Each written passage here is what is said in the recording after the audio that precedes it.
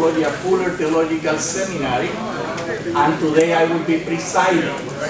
We have three outstanding, the best presenters for the whole conference, and they will be presenting in this order. First, Gilbert Valentine, then Daniela Pussy, and then Dennis 14.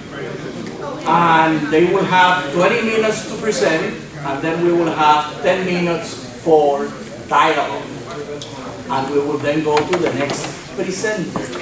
There will be a timer going off, so you will know that that means that's the end. But you could have your own timer for 20 minutes if you need to. Then, let's begin with Gilbert.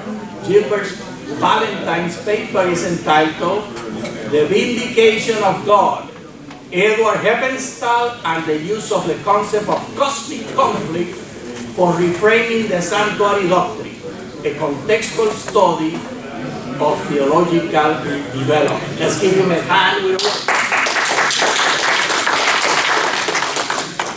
It's your time. Thank you, Johnny. Compared to the grand themes, philosophical and ethical, we've been thinking about in the last several sessions, my paper today on a little episode in Adventist history may seem rather paltry. But I hope you find it a little more significant than that.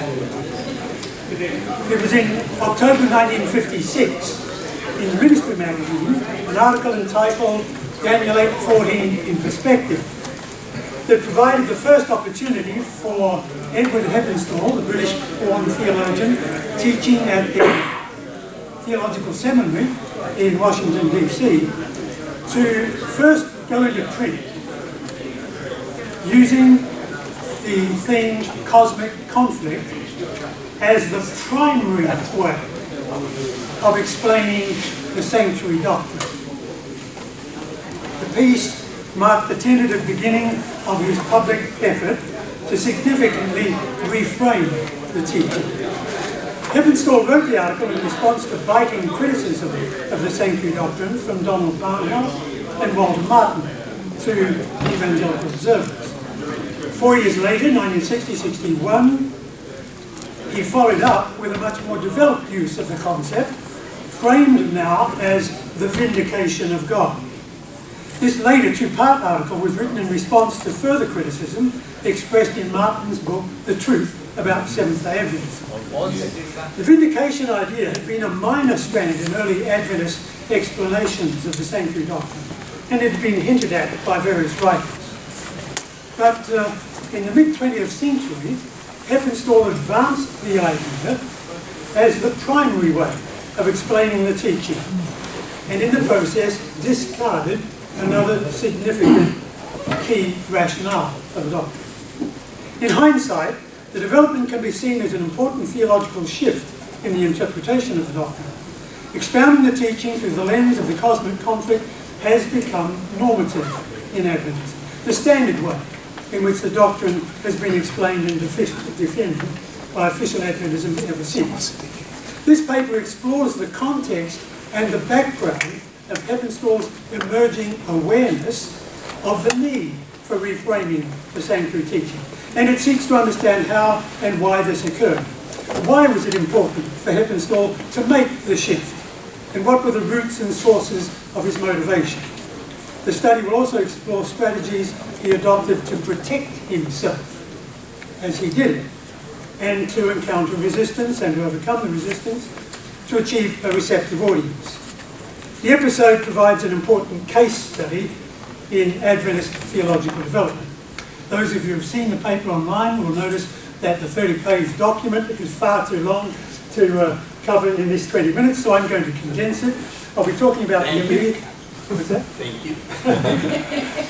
I'll be talking about the immediate context of the episode, his refining of the concept, the precautions he took to protect himself, and the background, what were the sources and the roots of the need for the redevelopment. So the immediate context. In September 1956, in the issue of the widely read Eternity magazine, Donald Ray Barnhouse, founder and editor, explained, recommended and defended his historic reassessment of the status of Adventism in the estimation of evangelical Christians. His consulting editor, Walter Martin, followed him a month later with a more extended analysis and critique and a carefully stated endorsement of Barnhouse's assessment. Adventists were not a cult after all.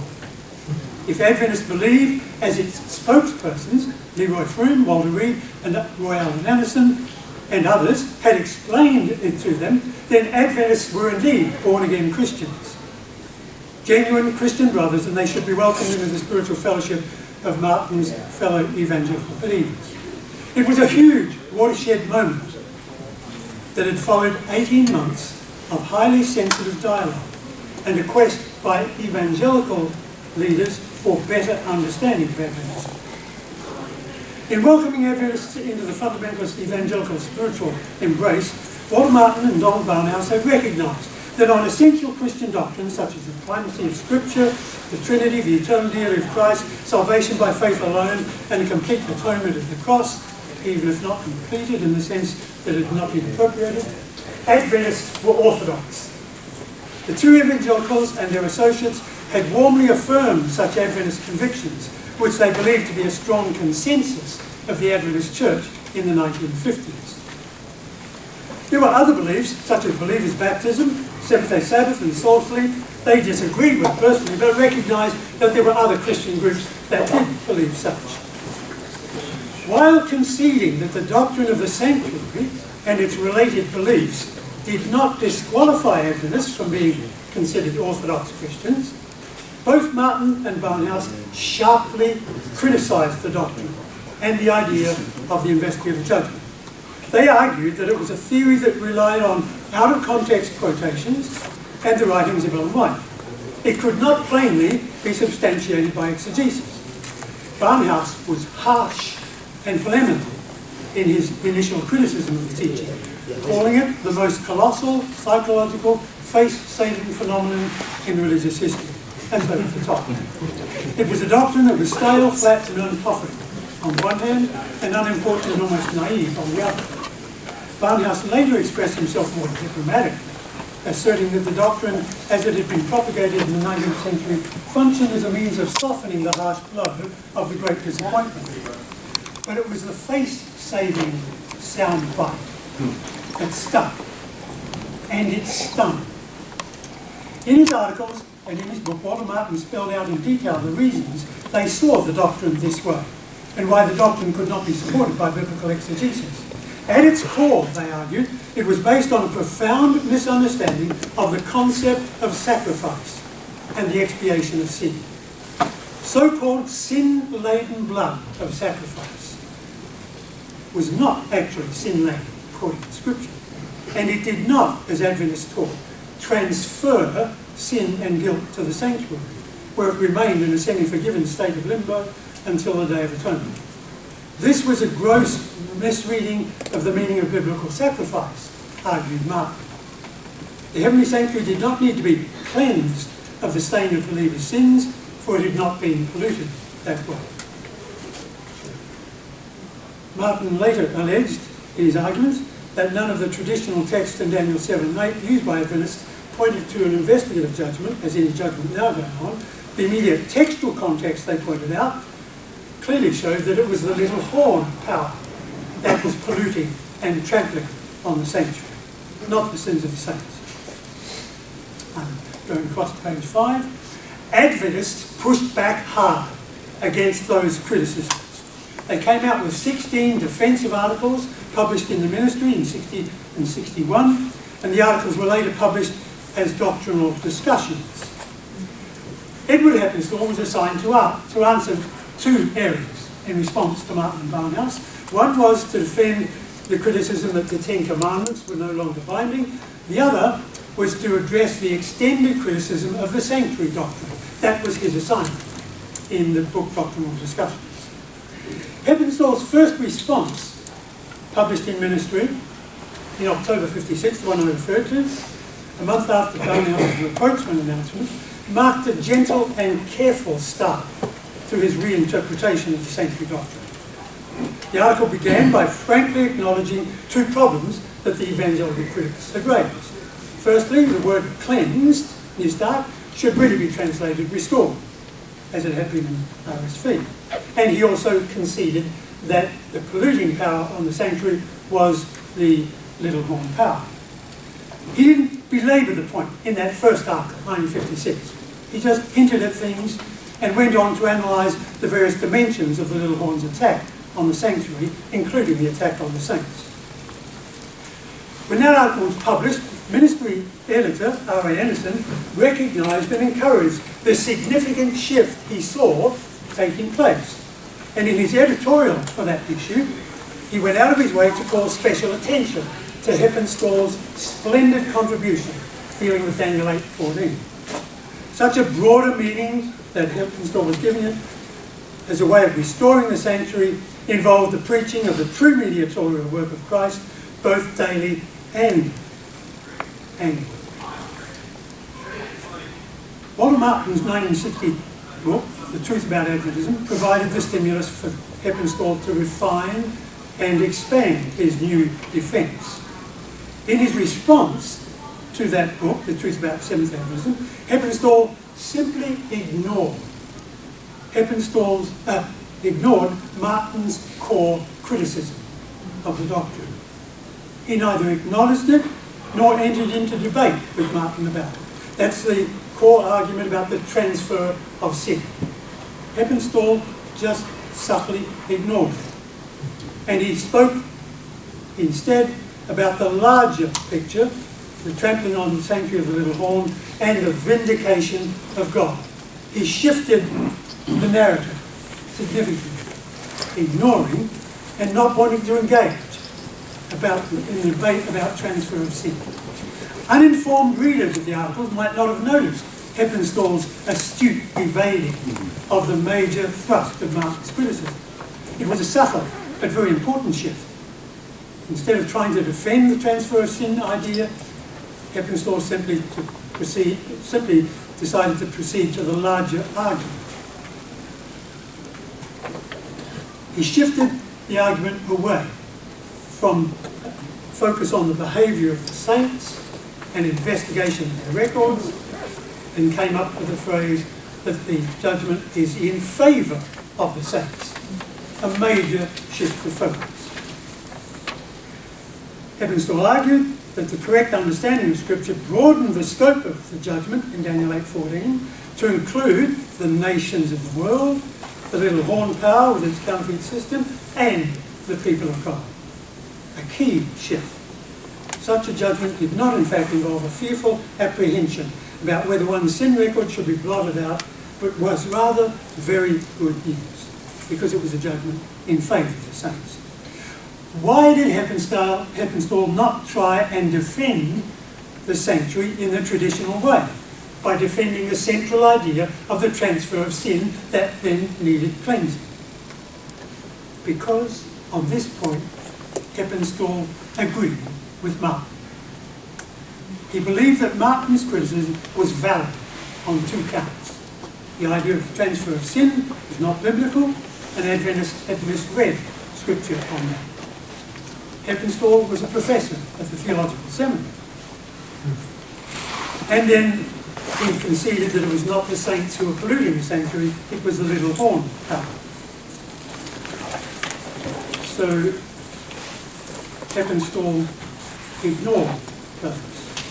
Heppenstall had seen the weakness himself in the argument for some time, as had several of Heppenstall's colleagues at the seminary. I named them in the footnotes. But although Heppenstall felt he had found a solution to the exegetical difficulties, he realised that he needed to move very carefully. It was an existentially fraught area in Adventist theology, and he knew that it could be radioactive. And so he took precautions. Why was it radioactive?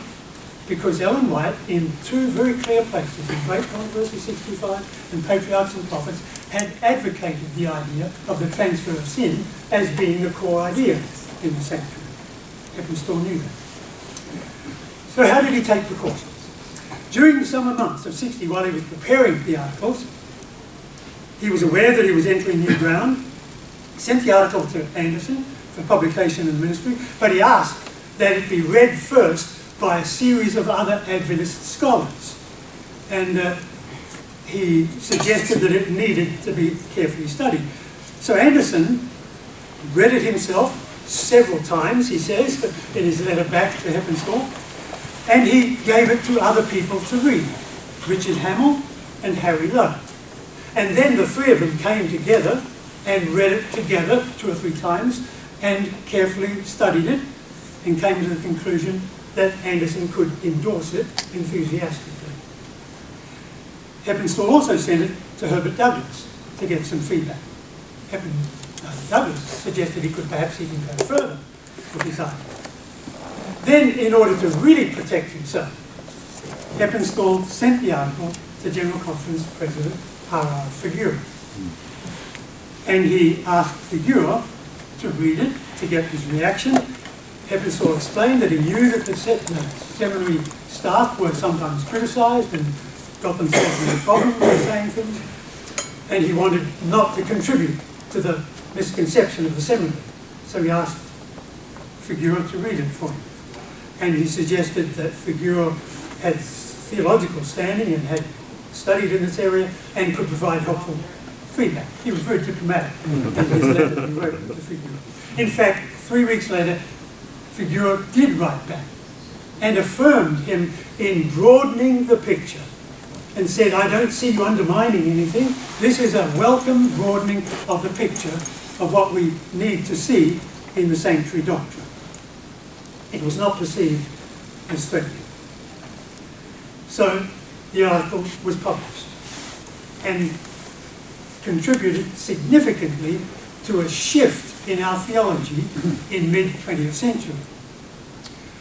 The question is, how did Heppenstall come to that realization for the need? I've got 5 minutes to go. And the last part of my paper deals with the how and the why. Heppenstall had been studying the issue for some time. He'd been a student at EMC in 1930-32, come across from studying at Stanborough Park, where he'd been teaching for a little while.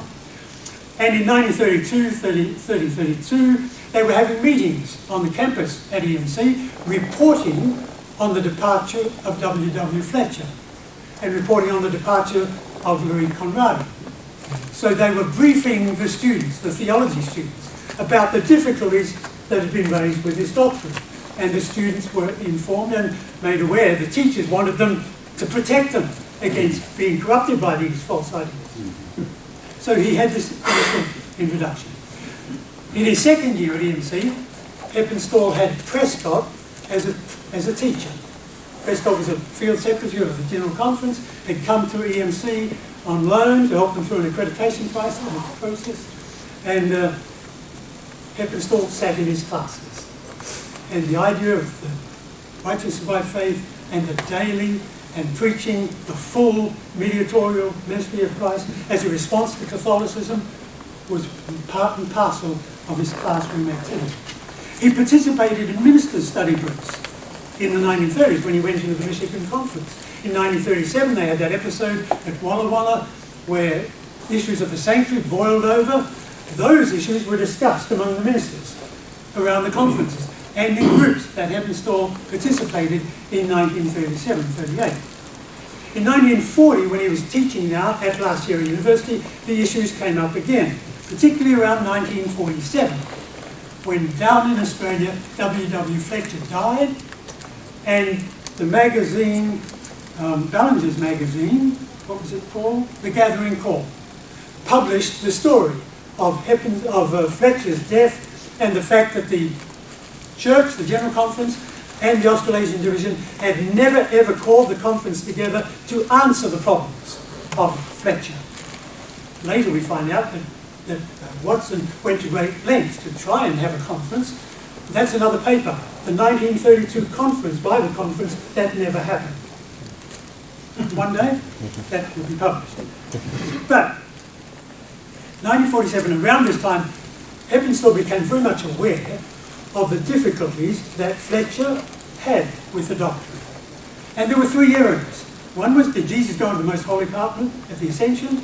One, Second, is it truly biblical that sins are transferred? Fletcher said, no, you can't find it in Scripture. And if that's so, then do we need to re-evaluate Ellen White's authority as a doctrinal, exegetical author? Those three were the heart of the Fletcher problem. And Heppenstall was now becoming aware of those. Around the 1947, he dialogued with the White Estate. He dialogued with the Ministerial Association. Are there materials? Are there unpublished materials? So he began to make it a study. In 1952, he, of course, took that talk on the covenants in the 1952 Bible Conference, which began to open some of these ideas. In 1955, he took a teaching position at the seminary. In 1956, we encounter Barnhouse and Martin, but out in Australia, there's a man by the name of Robert Grieve. And he is also advocating similar ideas, very similar ideas, without the name, and not because he had studied it, but similar ideas to W. W. Fletcher. Australia had gotten into problems, and they needed help. Where did they go for help? They went for help to the seminary. Seminary planned for an extension school to help resolve these pastoral troubles and the disturbances in the field over Robert Grieve's agitating of gospel ideas and the need to rethink this sin transfer idea and see where it took us. And so Heppenstall was selected and sent out. He was already aware of the weaknesses and in fact the strengths of the Fletcher arguments and the weakness of our response. So he spent 6 weeks then teaching the book of Hebrews, teaching atonement, and helping these troubled Australian pastors to see that we needed to shift things, and he was advocating the vindication of God idea as a way of getting past the transfer of sin idea to have the larger picture, which still gave a rationale for the sanctuary doctrine, a very acceptable rationale. When he came back in 1959, he gave his class assignments on does blood transfer sin? Does blood pollute?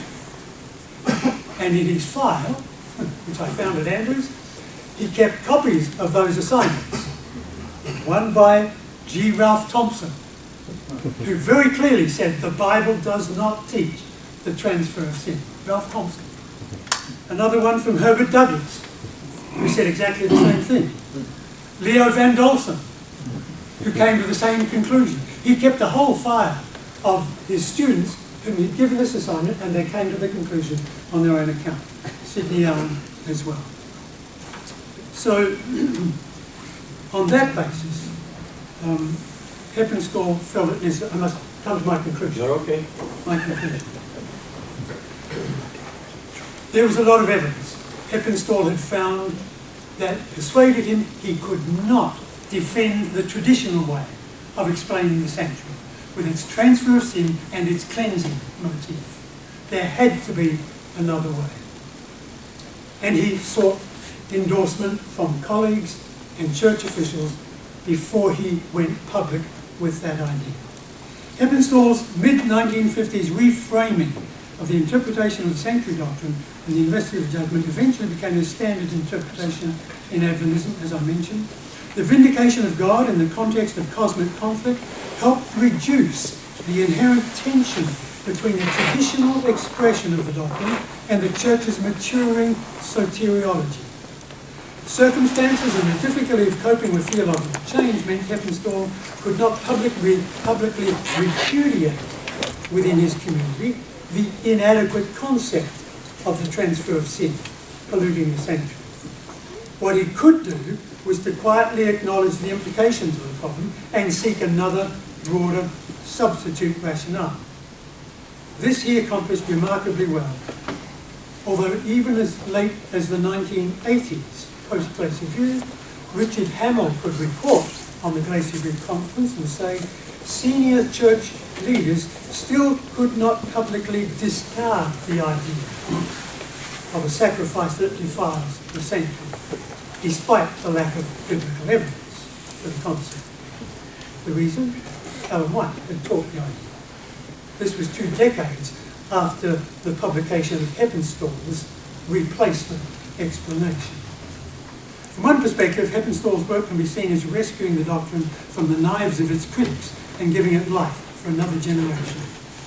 Heppenstall's achievement in making such substantial theological shift successfully serves as a case study of theological development, a successful transition from one position to another when the tenets of the former stance are demonstrated to be inadequate as an explanation and cannot be acknowledged as such. Change took place incrementally by using concepts and language that reinforced continuity even as change was taking place. Church leaders could credibly assert that change was not taking place, even as an idea was being discarded and another enlarged view was taking its place. In the excursus, I have a long discussion of Heppenstall's time in Australia and the dynamics of how he was field testing the idea before he really got published. Thank you.